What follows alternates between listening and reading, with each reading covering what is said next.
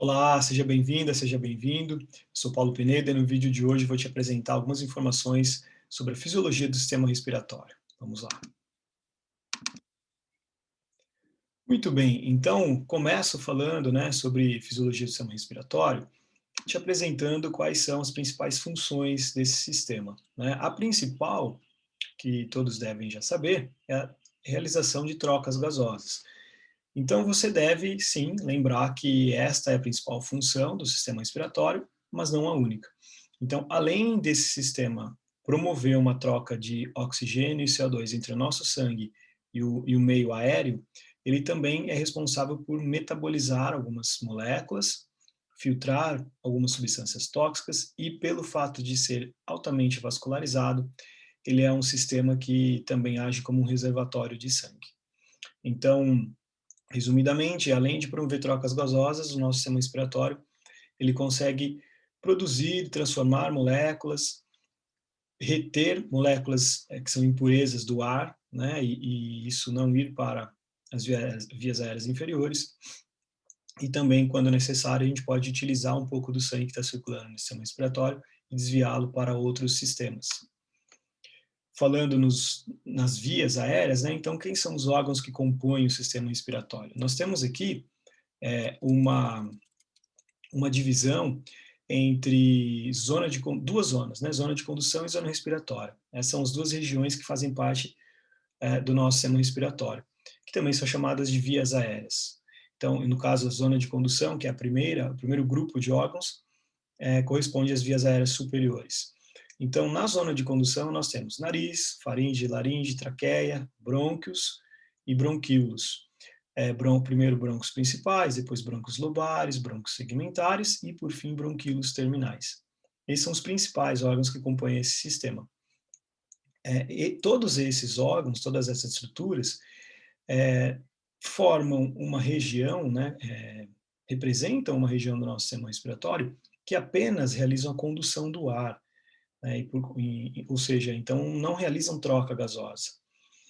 Desta forma, são conhecidas como espaço morto anatômico, mas espaço morto porque não realiza troca gasosa, apenas conduz o ar, mas isso é algo natural, é esperado, é da própria anatomia dessas estruturas não realizarem a absorção de oxigênio do ar, assim como também não realizarem a excreção do CO2, né, do gás carbônico para o ar. Embora nós tenhamos aqui várias estruturas, vários órgãos, o volume de ar que circula por essas estruturas ele é relativamente pequeno, cerca de 150 ml de ar. E aqui a gente pode observar uma figura que representa, né, parte desses órgãos. Então, aqui em cima a gente tem a laringe, com várias cartilagens, a traqueia e os seus brônquios principais, também com vários anéis de cartilagem. Essas cartilagens, tecido cartilaginoso, serve para proteger essas estruturas, mas, consequentemente, impede que essas estruturas realizem uma troca gasosa. E aqui à direita uma representação, isso aqui é uma peça sintética, né, não é algo real, só para ilustrar que após essas estruturas que são os brônquios principais, nós vamos ter várias outras estruturas bem menores que se ramificam bastante, que foram coloridas aqui para ilustrar essas ramificações. Bem, ao longo desse trato respiratório, né, desse conjunto de estruturas respiratórias, eu chamo a atenção aqui sobre a ocorrência, né, a presença de várias estruturas nas membranas das células que formam a superfície, que formam o epitélio respiratório, principalmente na região dos brônquios. Então, na parede brônquica, a gente encontra células que têm muitos cílios. Isso pode ser visto nessa figura, que é uma foto de microscopia eletrônica de varredura, a qual a gente observa as superfícies das estruturas, e nesse caso, essa superfície, mostra para a gente várias projeções aqui das membranas, que são os cílios, que servem para reter substâncias tóxicas que possam estar presentes no ar, como a poluição, fuligem, gases tóxicos, fumaça de cigarro, etc, etc. A partir dessas estruturas, logo na sequência, após os bronquíolos terminais, em que eu te mostrei aqui, né, os bronquíolos terminais, a gente deixa a zona de condução e a gente entra numa outra zona, que é a zona respiratória. E aí, como o próprio nome já diz, essa é uma região que realiza respiração, ou seja, no sentido de realizar a troca gasosa. Então, nós temos aqui, continuamos a ter bronquíolos, mas agora são bronquíolos respiratórios. Na sequência, eu tenho ductos alveolares e sacos alveolares. Podem assumir duas morfologias diferentes chamadas de ácido ou lóbulo. Embora o número de nomes, o número de estruturas pareça ser menor, nós temos muitos ductos e muitos sacos alveolares. Então, aqui, na verdade, a gente tem muito mais tecido nessas estruturas do que na zona de condução. Então, a gente, com isso, consegue ter a circulação, a ventilação de ar aqui muito maior, né? A gente consegue ventilar um volume muito maior de ar, de 2,5 a 3 litros. Então, isso representa 3 litros representa 20 vezes, né, mais um volume de ar 20 vezes maior do que 150 ml, que era o que nós vimos na zona de condução. Então, quando eu penso em um pulmão, eu devo imaginar uma estrutura que se assemelha a essa imagem aqui da esquerda, em que o seu interior tem bronquíolos. Então, aqui à esquerda, antes do pulmão propriamente dito, nós temos a traqueia. O início aqui a traqueia se divide em dois ramos, né, que são os brônquios principais, e esse brônquio principal, parte dele já é circundada aqui por um tecido, por uma pleura, que delimita esse pulmão. No caso, obviamente, essa situação vai acontecer do outro lado também, né, já que nós temos os pulmões direito e esquerdo. E esses valores aqui, esses números te mostram qual é a quantidade dessas estruturas no nosso sistema respiratório. Então, em relação a bronquíolos terminais, que ainda fazem parte da zona de condução, nós temos cerca de 60 mil bronquíolos terminais. Na sequência desses bronquíolos terminais é que a gente tem, então, os bronquíolos respiratórios, que são aqueles ductos que têm já a ocorrência de algumas bolinhas, né, vesículas, que na verdade são os alvéolos, com os seus ductos alveolares, os alvéolos propriamente dito. Então a gente já tem uma quantidade muito maior dessas estruturas porque elas são menores, né? Então isso é possível graças a essa imensa e contínua ramificação que a gente tem do aparelho respiratório, que muitas vezes é chamada de árvore respiratória. Tamanha a quantidade aí, dada a quantidade de inúmeras ramificações que nós temos nesse sistema. Então, em relação a bronquíolos respiratórios, por exemplo, a gente deixa de ter 60 mil bronquíolos terminais e passa a ter 500 mil bronquíolos respiratórios. Mas quando a gente pensa em sacos alveolares, essa quantidade salta para 8 milhões. Então, é uma quantidade de tecido realmente bastante grande, né? Essa, então, é à direita, a zona respiratória. Quando a gente olha isso numa foto, uma foto tirada por microscopia, a gente vê que essas estruturas, elas realmente são muito numerosas, muito ramificadas e muito pequenas, é claro. Então, aqui eu estou te mostrando uma foto de microscopia eletrônica de varredura, onde a gente consegue observar os ductos e os sacos alveolares. Então, cada estrutura, cada bolinha dessa aqui pequena corresponde a um alvéolo. Quando ocorre a chegada de ar por aqui, esses alvéolos, eles insuflam, né? Eles ficam com um volume maior, porque o ar vai preencher o espaço interno deles. E na expiração, quando esse ar volta por aqui, então, ocorre a diminuição no volume desses alvéolos. Aqui eu te mostro em números a quantidade de ramificação, né, de ramificações que nós temos no aparelho respiratório. Então, nós temos uma única traqueia, então não houve nenhuma ramificação até então. A partir dos brônquios, em brônquios principais, a traqueia se ramifica em dois brônquios principais, então houve aqui uma ramificação, e assim sucessivamente. Lá no final das contas, no processo final de tudo isso, a gente vai ter um número de aproximadamente 23 ramificações até termos os ductos alveolares. E esses números chamam mais atenção ainda quando, além deles, a gente observa as dimensões dessas estruturas. Então, de novo aqui eu tenho, nessa primeira coluna, o número de ramificações, nessa segunda coluna, o diâmetro em centímetros, o comprimento em centímetros, o número dessas estruturas, E aqui, a última coluna, nós temos a área em centímetros quadrados dessas estruturas. Então, a título de comparação, quando nós temos uma traqueia, que não houve nenhuma ramificação, eu tenho um tubo que tem um diâmetro de 1,8 centímetros, né? É um tubo grande, né?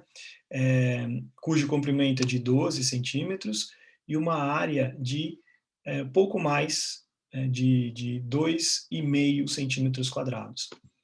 Quando eu olho para o outro extremo, para os sacos alveolares, após eles terem sofrido 23 ramificações, nós temos um diâmetro de 0,04 centímetros, muito pequeno, comprimento de 0,05, 8 vezes 10 a sexta, 8 milhões de sacos alveolares. Isso representa 10 elevado à quarta centímetros quadrados, né? Ou seja, 10 mil centímetros quadrados, 100 metros quadrados. Uma área, se a gente abrisse esses alvéolos, formaria aí um tapete, uma área de 10 por 10 metros. É muito tecido. Bem, tudo isso para tornar o processo de troca gasosa mais eficiente, né? Então, falando sobre isso agora, vamos ver os processos de inspiração e expiração. Na inspiração, a gente tem alguns músculos que estão ligados aos pulmões e a algumas estruturas da nossa caixa torácica, como, por exemplo, as costelas, que realizam contração. O principal músculo de todo esse processo respiratório é o diafragma. E quando a gente, então, tem uma inspiração, quando a gente vai inalar o ar, esse músculo diafragmático, simplesmente diafragma, ele vai contrair e isso significa que ele vai se movimentar para baixo, trazendo consigo os pulmões, esticando os pulmões. Em contrapartida, as costelas vão se elevar, os músculos intercostais vão se contrair e vão expandir essa caixa torácica e permitindo, então, a criação de uma pressão interna aqui negativa, e isso vai fazer com que haja um movimento de sucção do ar, vai facilitar a entrada do ar. Durante a expiração, ocorre tudo isso que eu falei ao contrário, ou seja, o diafragma vai relaxar, com isso ele vai se movimentar para cima, as costelas os músculos intercostais vão se relaxar, as costelas vão se aproximar, essa caixa torácica retrai, e com isso os pulmões também ficam menores, né?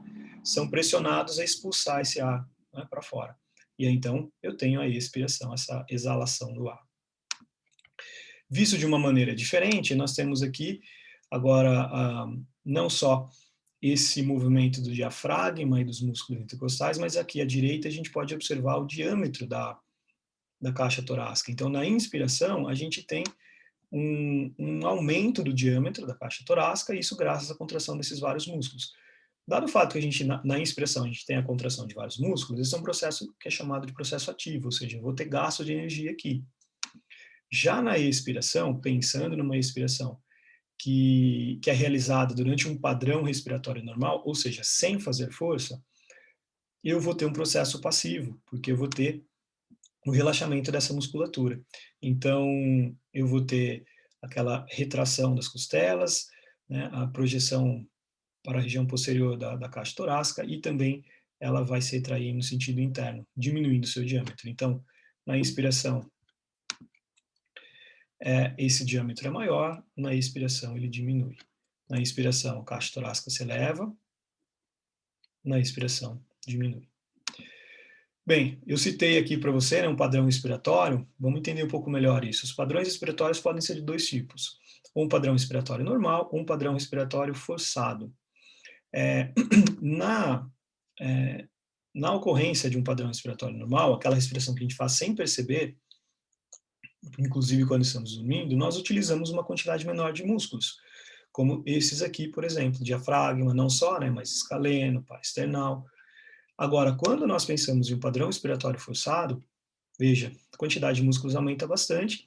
Aqui temos especificamente os músculos que participam de uma inspiração forçada, né? Então são músculos inspiratórios. Eu tenho os músculos acessórios do pescoço, esternocleidomastoide, trapézio superior, peitoral maior e menor, romboides, rádio anterior, espinhais, intercostais e outros mais. Já na expiração forçada, os músculos expiratórios são intercostais, reto abdominal, oblíquos, transverso do abdômen, quadrado lombar, triangular do externo, que são os principais, existem outros ainda. E Correlacionado a tudo isso, então, um conceito que é bastante importante de ser visto agora é o conceito de ventilação pulmonar. Ventilação consiste num mecanismo de entrada e saída de ar, né, pelos nossos pulmões, pelas nossas vias aéreas, através da contração ou relaxamento desses músculos musculares e que vão criar alterações de pressão dentro dos pulmões, né? E uma forma de nós estudarmos essa ventilação, para a gente ver se o indivíduo está ventilando bem ou não, é através da espirometria, que é uma área da fisiologia respiratória que avalia as funções pulmonares através da mensuração de volumes e capacidades pulmonares. Então aqui eu trago para você justamente um gráfico, né, uma figura que representa alguns desses volumes e dessas capacidades pulmonares. Desculpem. Então aqui no eixo vertical eu tenho o valor de volume, né, de ar em centímetros cúbicos, e no eixo horizontal, então, eu tenho a representação da variação desses volumes de acordo com o tipo de volume pulmonar. Então, antes de falar das capacidades, vou te apresentar os volumes. Olha só, temos um volume chamado volume corrente, ou VC, que é um volume que nós utilizamos o tempo todo para inspirar e para expirar. Esse volume de ar corresponde a mais ou menos meio litro de ar, e é aquele volume de ar que nós utilizamos durante um padrão respiratório normal, ou seja, sem fazermos força, né? Seria esse volume de ar aqui, ó. Inspirei, expirei. Agora, eu não utilizo sempre, mas eu posso utilizar quando necessário eu posso fazer uma inspiração forçada. Aí eu vou utilizar um volume de reserva inspiratório, que é um volume de ar inspirado após o volume de ar inspirado no volume corrente, ou seja, a partir desta parte do gráfico. Este volume aqui é o volume de ar, volume de reserva inspiratório, que eu vou inspirar e expirar numa inspiração forçada. Esse é um segundo volume, então, pulmonar importante, né?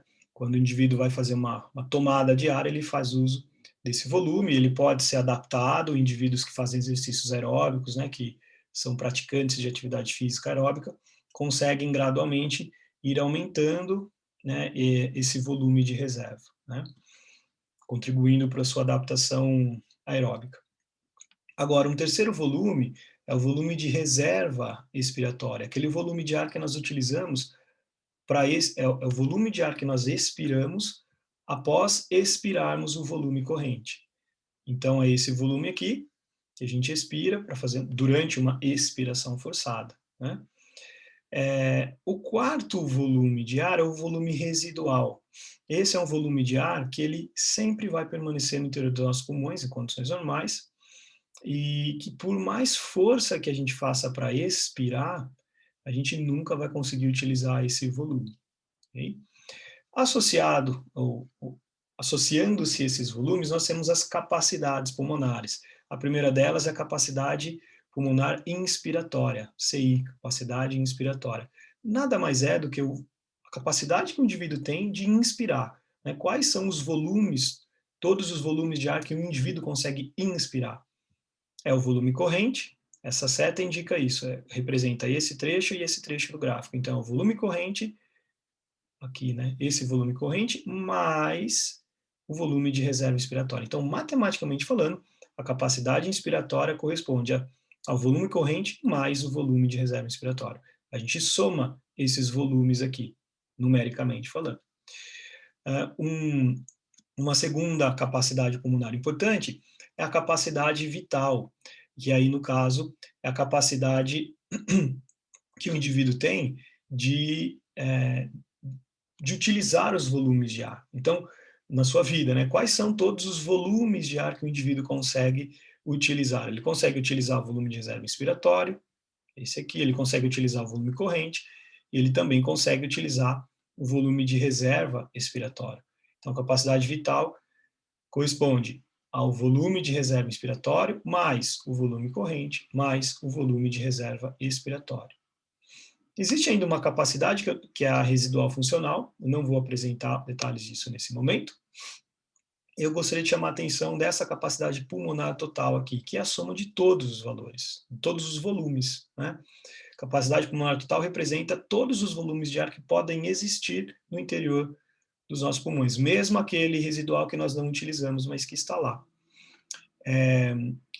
Essa, então, capacidade pulmonar total é a soma do volume de reserva respiratório, mais o volume corrente, mais o volume de reserva respiratório, mais o volume residual. Eu trouxe aqui para você um quadro, um primeiro quadro com algumas terminologias sobre os volumes e as capacidades com as suas definições em relação a isso que eu acabei de te apresentar. Assim como também alguns termos associados às estruturas, né, do nosso aparelho, do nosso sistema respiratório. Os espaços, as vias, alguns termos clínicos importantes, apneia, dispneia, epineia, hiper- e hipoventilação, que serão comentados logo mais aqui. Bem, então, quando o indivíduo consegue fazer uma boa ventilação de ar, é esperado que ele realize uma boa troca gasosa, né, e não fique com falta de ar, né, com uma dispneia ou completamente sem ar, uma apneia. É importante o indivíduo estar numa condição de eupneia, estar respirando bem. Isso depende da atuação dos músculos respiratórios, isso depende da atuação dos brônquios e bronquíolos não estarem obstruídos por alguma patologia, por exemplo, por uma doença pulmonar obstrutiva crônica, um enfisema, uma bronquite crônica, e isso também obviamente, vai contribuir para que a gente consiga absorver o oxigênio desse ar. Então, eu tenho que levar um volume adequado de ar para os pulmões, para os alvéolos, e esses alvéolos conseguirem realmente absorver esse oxigênio e excretar o CO2. Isso ocorre pelas trocas gasosas. A troca gasosa nos nossos pulmões ela ocorre através de um processo chamado de difusão. Né? Essa difusão ela é definida como um movimento aleatório, ao caso de moléculas, no caso gasosas, né? Pode ser soluto, do tipo sólido, pode ser soluto gasoso, através de uma barreira, sangue e gás, até atingir o seu gradiente de concentração. Essa troca gasosa, então, ocorre ao nível de uma estrutura que nós chamamos de membrana respiratória. Tá? Bem, em relação a isso, então, fazendo uma correlação com o que eu te apresentei logo no início desse vídeo, eu comentei sobre o espaço morto anatômico, que é representado por aquelas estruturas que fazem parte da zona de condução. Porém, nós podemos ter também um espaço morto fisiológico, que é o quê? Que é a ocorrência de algum problema, alguma fisiopatologia que está atrapalhando, está interferindo, prejudicando as estruturas, os órgãos que normalmente realizam troca gasosa, ou seja, atrapalhando a troca gasosa. Isso consequente, e aí essa região vai ser chamada de espaço morto fisiológico. No caso, por um problema fisiológico. Então, corresponde a uma área, um volume pulmonar que não está eliminando gás carbônico. E isso ocorre de diferentes maneiras. Então, da mesma forma como eu, neste momento, omiti aqui a informação sobre o significado capacidade residual funcional, associado a isso também, eu vou, neste vídeo, omitir os motivos que levam a esse espaço morto fisiológico, porque eu vou te explicar isso num outro vídeo aqui na nossa playlist de fisiologia, né? Sobre a fisiologia respiratória. Mas continuando aqui com as trocas gasosas, o que nós temos aqui? Uma ilustração representando um bronquíolo respiratório com seus sacos alveolares e associado a essas estruturas nós temos também aqui, ó, superficialmente a elas, muitos vasos sanguíneos, muito pequenos, muito finos, né, que quando nós olhamos justamente para os vasos sanguíneos que estão aqui sobre os sacos alveolares, nós identificamos que são capilares, que são os vasos sanguíneos mais finos que existem. Tanto os capilares como os próprios alvéolos são estruturas formadas por uma única camada de células, são muito finas, muito delicadas. E aqui, então, né, eu já não tenho mais aquela cartilagem que eu tinha na zona de condução, não tenho a cartilagem aqui superficialmente atrapalhando essa irrigação sanguínea e essa troca gasosa. Então, na inspiração, o ar chegou até aqui, a esse fundo cego, né? Fica aqui o período entre uma inspiração e uma expiração. Então, a gente inspira, o ar vem até aqui, a gente expira, esse mesmo volume de ar vai voltar pelo mesmo caminho. Só que neste intervalo entre a inspiração e a expiração, foi possível o oxigênio desse ar passar pelo alvéolo, indo onde? Ó? Sai do alvéolo e entra no sangue. Ele atravessa as paredes celulares do alvéolo e dos vasos sanguíneos, através de um processo chamado difusão. E neste mesmo momento, o gás carbônico faz o mesmo processo, só que inverso. O gás carbônico que está no sangue atravessa a parede do capilar, atravessa a parede do alvéolo e vem aqui para o ar do interior desse alvéolo. Então, ele sofre uma difusão no sentido oposto. E isso pode ser melhor entendido através dessa figura. Então, a gente tem aqui um ducto alveolar com seu alvéolo, o ar chegando aqui com uma quantidade maior de oxigênio, por difusão, o oxigênio vai do meio mais para o meio menos concentrado. Ele vai, então, se difundir para o capilar sanguíneo, para o sangue, entrando na hemácia, se ligando na hemoglobina, né? Esse sangue, então, está chegando meio azulado, venoso, com maior concentração de CO2, recebe O2, como eu tenho maior concentração de CO2 nesse sangue, porque ele é venoso, esse CO2 faz a mesma coisa que o oxigênio, só que no sentido oposto. Ele, por difusão, atravessa a parede do capilar, a parede do alvéolo, e entra aqui no ar do alvéolo. Vai do meio mais para o meio menos concentrado. Esse sangue, então, estava com maior concentração de gás carbônico, após passar pelo alvéolo, ele fica arterial, ele fica com uma maior concentração de oxigênio. Volta a ficar avermelhado. Existe uma membrana aqui que comunica, que é um líquido, que comunica o alvéolo com o vaso sanguíneo, que é a nossa membrana respiratória, né? Que ela pode ser vista nessa imagem aqui. Então, aqui o capilar sanguíneo com o sangue subindo, chegando azulado, entregando CO2 para o alvéolo, recebendo desse alvéolo o oxigênio. E tudo isso atravessa, então, não só a parede do capilar, mas também a membrana respiratória e a parede dos alvéolos. Essa membrana, ela tem tipicamente uma espessura que é da ordem de 0,5 micrômetro, ou seja, ela é uma membrana muito fina. Em condições normais, o que nós temos?